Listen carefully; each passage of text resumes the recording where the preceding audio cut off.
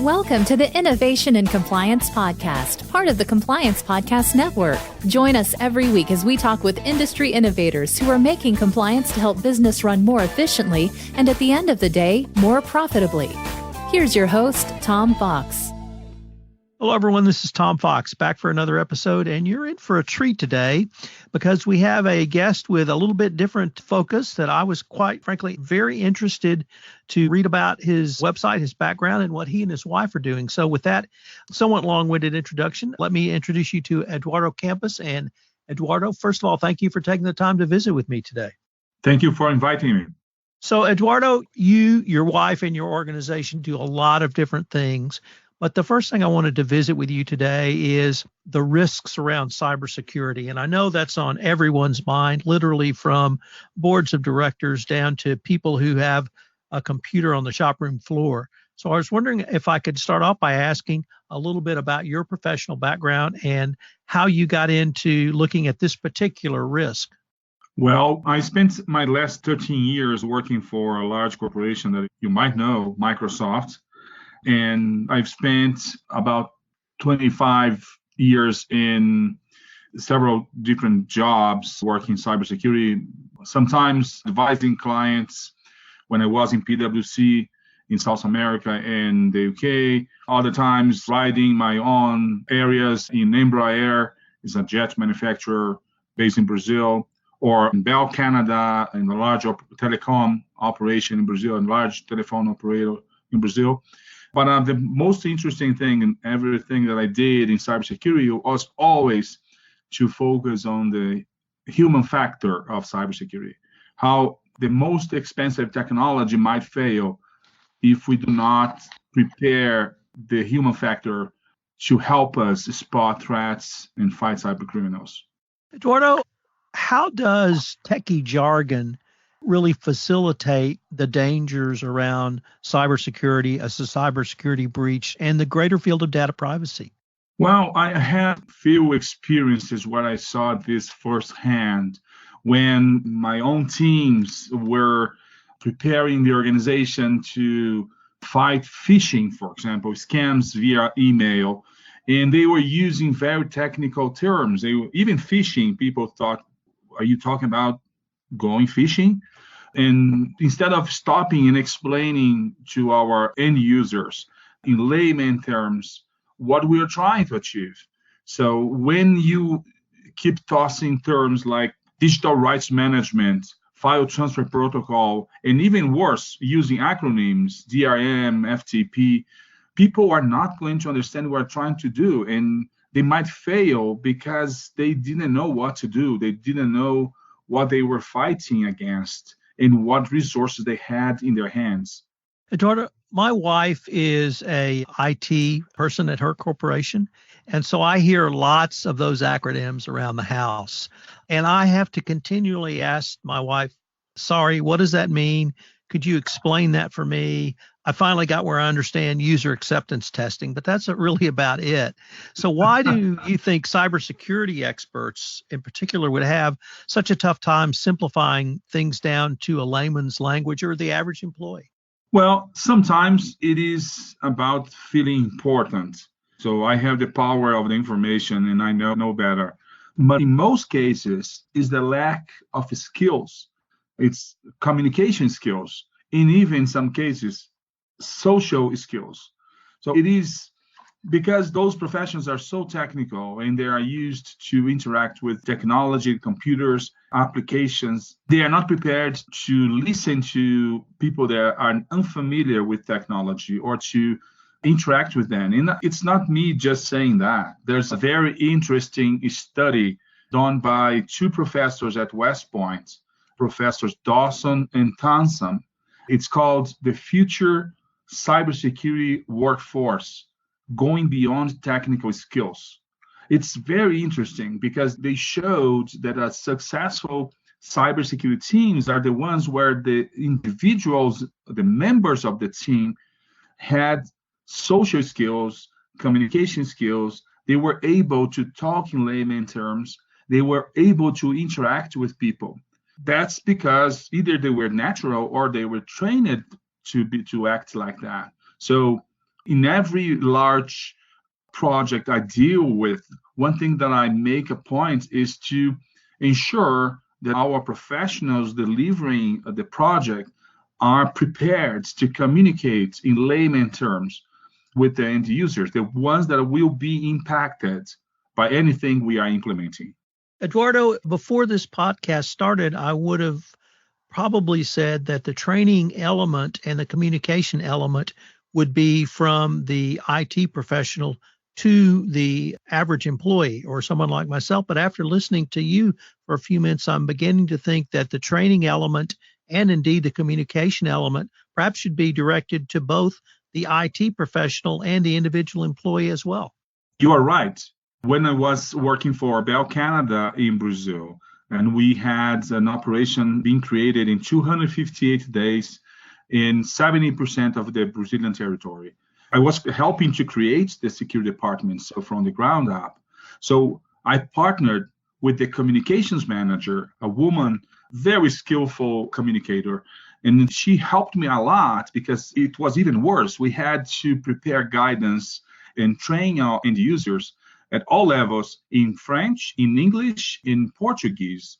So it was really complicated, but she was so very well prepared. She taught me so much about what to do and how to do it, when to listen, because in technology we tend to talk a lot and we are so excited with technology and we forget about the other party, the receiver of our message. So you are completely right. We need to think of a two-way communication, a two-way training approach. Eduardo, that really holds for, I would say, my people, the compliance people as well. And one of the things that I take from the compliance space is that the communications process does not start after you've been hired. It starts before you've been hired. And it starts during the hiring process. Is that, at least from the compliance perspective, would that also hold true from cybersecurity for IT or a general technological expert that a company would hire, that you need to look for good communicators and really facilitate those communication skills throughout the employment lifecycle?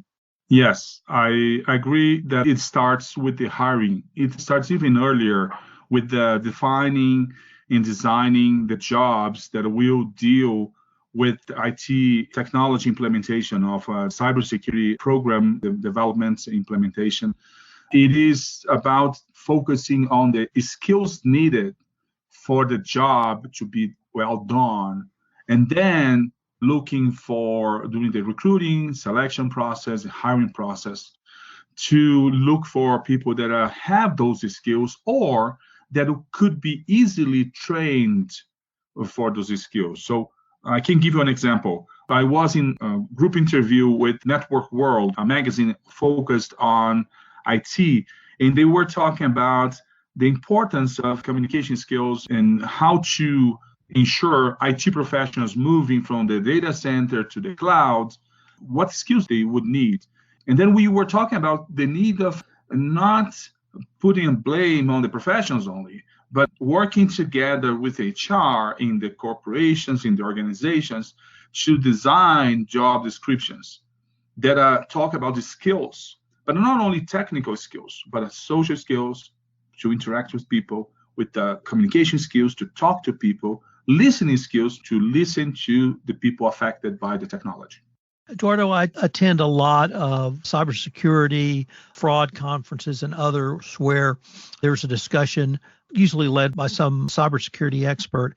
And almost every time when they turn to the issue of a company being breached, hacked, their defenses being overcome, it's because of a human error. There are, of course, situations where a technical breach could occur through something other than a human error. But I guess in your experiences, why are hackers so often able to trick employees? Is it that we are just taught to be too trusting? One reason could be that, but we can also step back and think about what's going on in terms of this ever-increasing threat scenario. It is so overwhelming. The criminals have all the time in their hands to plot new ways of attack. Specifically with the attacks, recent data breaches, where you see the human factor playing a big role, is because people in key positions, either because they managed financials for the organization or because they were in charge of giving access to highly sensitive assets in the organization, such as administration rights for a network managing personal sensitive data. Those people were targeted by what we call, likely familiar with, the spear phishing. That is really attackers that go to the social networks, go to the web, and they profile those individuals, and they craft emails that seem to be so real that if those users are not prepared to identify fake emails, they will fall for it. So it's really normal that the human factor isn't at the center of those big breaches. What is not normal is that we are not preparing well those people. We cannot just put a blame. Like the other day, I saw that a CIO in a government organization at the county level was fired after a breach.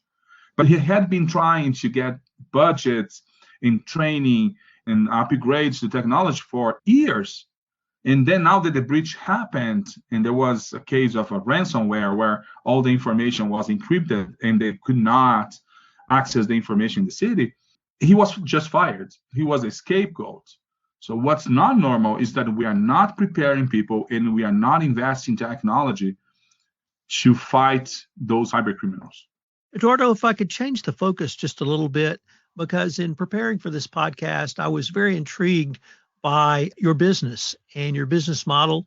It's entitled Embedded Knowledge, Inc., which you and your wife run together. And I was wondering if you might be able to give us a few words about embedded knowledge and the services you offer. Sure. At Embedded Knowledge, we start with the concept that all the information needed to solve a complex problem lives within the system. It is a concept. It's a public concept. But we've been doing problem-solving, solution design for years in our careers. We have a combined 50-year tenure between both of us. But we came up with an idea of designing an easy way for managers, for leaders, when facing a complex problem, not just jumping into solving it, but stepping back, looking for the root cause, and then start designing solution options. It could be using a known methodology like design thinking or creating value propositions using business model generation approaches. It is really working with the information that lives within the system, in culture, in procedures, in policies. It is using the information that is there, is unleashing the information that is there, talking to people, interviewing them, doing walkthroughs.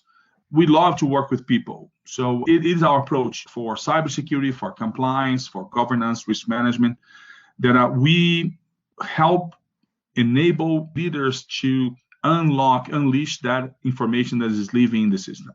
Eduardo, unfortunately, we are near the end of our time, but I was wondering if any of our listeners wanted to get in touch with you or find out more about your company, Embedded Knowledge, how could they do so? Well, I'd say they could go to our book website, because from there they can go to the Embedded Knowledge, they can download free chapter of our book, From Problem Solving to Solution Design. We designing solutions for complex problems. It's eecampos.com, eecampos.com. From there, they can get in touch with us. They can download a free chapter of our book. There's a free assessment, 10-question quiz, where they can assess their organization's ability to design solutions for complex problems. It's for free. And there's also a newsletter. Eduardo, this has just been a fascinating interview, and I greatly look forward to continuing the conversation. Thank you so much for the opportunity. Same as here. I love your podcasts. I've been through them. I highly recommend, because your approach is what's winning in large organizations. If you're a compliance professional looking for a convenient and effective way to fulfill your continuing education requirements, go to fcpacompliancereport.com/courses and choose from 4 hour-long training packages that will keep you current. That's fcpacompliancereport.com/courses.